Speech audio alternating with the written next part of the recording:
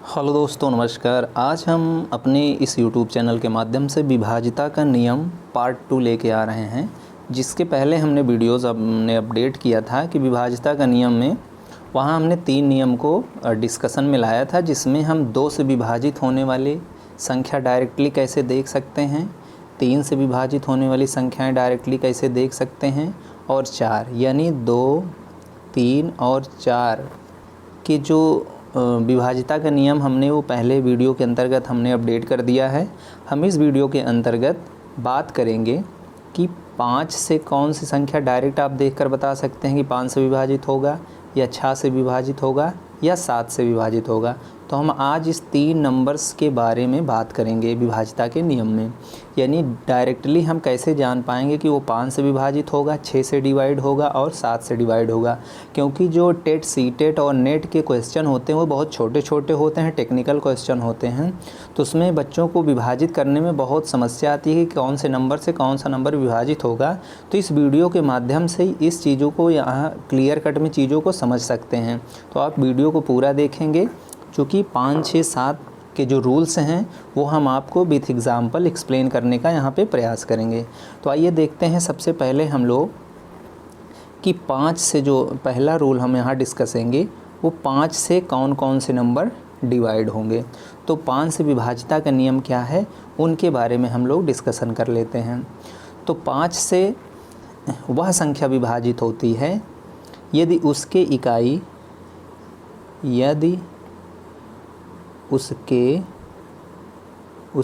इकाई ध्यान से समझिएगा मित्रों, यदि उसके इकाई के अंक 0 या 5 आपको दिखाई दे रहे हों। तो एकदम सिंपल सा यहाँ पे लॉजिक है कि अगर कोई अंक आपको दिया गया है और उस अंक के इकाई में आपको दिखाई दे रहा होगा 0 या 5, तो आप तुरंत समझ जाना कि ये 5 से जो है पूर्णतया विभाजित हो जाएगा, विभाजित करने की ज़रूरत नहीं होती है।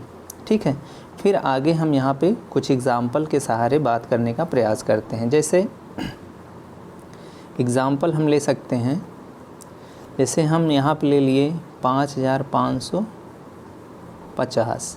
अब इसमें क्या है, ये डायरेक्टली 5 से डिवाइड हो जाएगा, अर्थात 5 इसको डिवाइड कर जाएगा। अब अगर हम कोई दूसरा एग्ज़ाम्पल ले लेते हैं, a बराबर समथिंग लाइक एज 6690। तो यहाँ इकाई अंक में 0 दिखाई दे रहा है, तो ये पक्का निश्चित है कि 5 जो है 6690 को डिवाइड कर जाएगा। ठीक है मित्रों, तो इसी तरीके से आप भी बहुत संख्याएं ले करके यहाँ पे समझ सकते हैं। और अगर वेरीफाई करना चाहते हैं तो आप भाग लगा के आराम से चेक कर सकते हैं। इस सब के रिमाइंडर यानी शेषफल 0 ही आएंगे। आप नेक्स्ट क्वेश्चन ले सकते हैं। यहाँ पे कितनी भी नंबर 1 2 9 9 9 5, ये भी बिल्कुल 5 से डिवाइड हो जाएगा। तो ये रहा आपका 5 का रूल। 5 का रूल क्या है मित्रों, जिसके इकाई अंक में 0 हो अथवा 5 हो तो ऐसे संख्याएं 5 से बिल्कुल विभाजित हो जाते हैं। आइए नेक्स्ट आगे बढ़ते हैं। 6 का क्या रूल है, रूल नंबर 2, यानी 6 से कौन से नंबर हम जान पाएंगे डायरेक्टली कि विभाजित हो सकते हैं। तो 6 का रूल यह होता है मित्रों कि ऐसी संख्या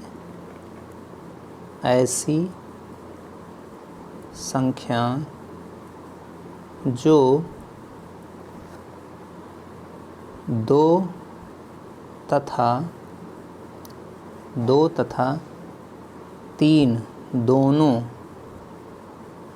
से विभाजित हों। अब देखो, इसका भी एकदम सिंपल सा रूल है, बस आपको रूल याद होना चाहिए कि 2 का क्या नियम था और 3 का क्या नियम था। अगर 2 और 3 का नियम बिल्कुल आपको याद है मित्रों, तो 6 के रूल में कोई दिक्कत नहीं होता है। तो जो संख्या 2 और साथ ही साथ 3 दोनों संख्याओं से कटेगी वही संख्या 6 से पूर्णतया विभाजित होगी। अब जैसे एग्जांपल के लिए हम ले सकते हैं कि a बराबर हम ले लें 216। तो अब 2 का क्या रूल है, 2 का ये नियम होता है कि इकाई अंक पे 0 हो, 2 हो, 6 हो, 8 हो, तो वो 2 से विभाजित होगा। तो यहाँ देखिए इकाई अंक पे 6 है, इसलिए 2 से बिल्कुल विभाजित हो जाएगा 216। अब 3 का क्या रूल था? 3 का यह रूल था कि जो दिया गया अंक होगा उनके अंकों का योग 3 से विभाजित हो। अर्थात यहाँ अगर हम जोड़ें तो 2 + 1 + 6 यानी हो जाएगा 6 2 8 1 9। अब 9 किससे विभाजित होगा? 3 से बिल्कुल 9 विभाजित हो जाएगा। इसलिए ये श्योर है कि जो दिया गया 216 है वो 6 से भी विभाजित हो जाएगा। अर्थात यहाँ पे हम लिख सकते हैं 6 डिवाइड कर जाएगा 216 को। इसी तरीके से अगली संख्या आप ले सकते हैं, जैसे a बराबर हम यहाँ पे ले सकते हैं 102।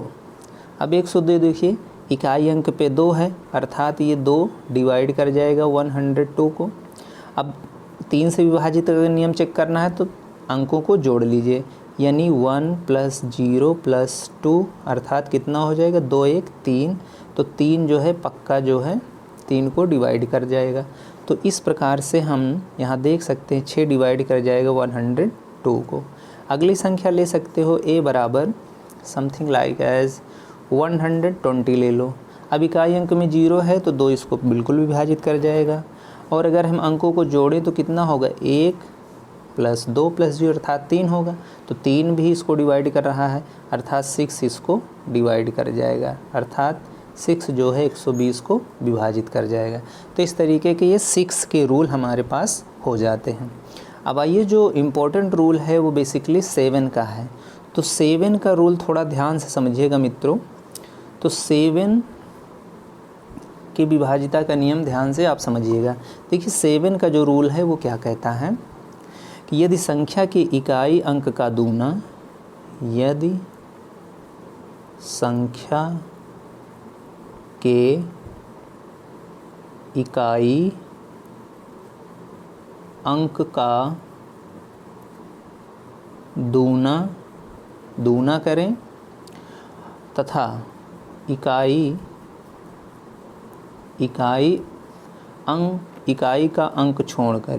का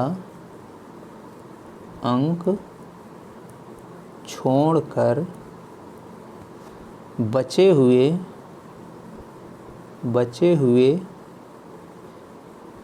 संख्या से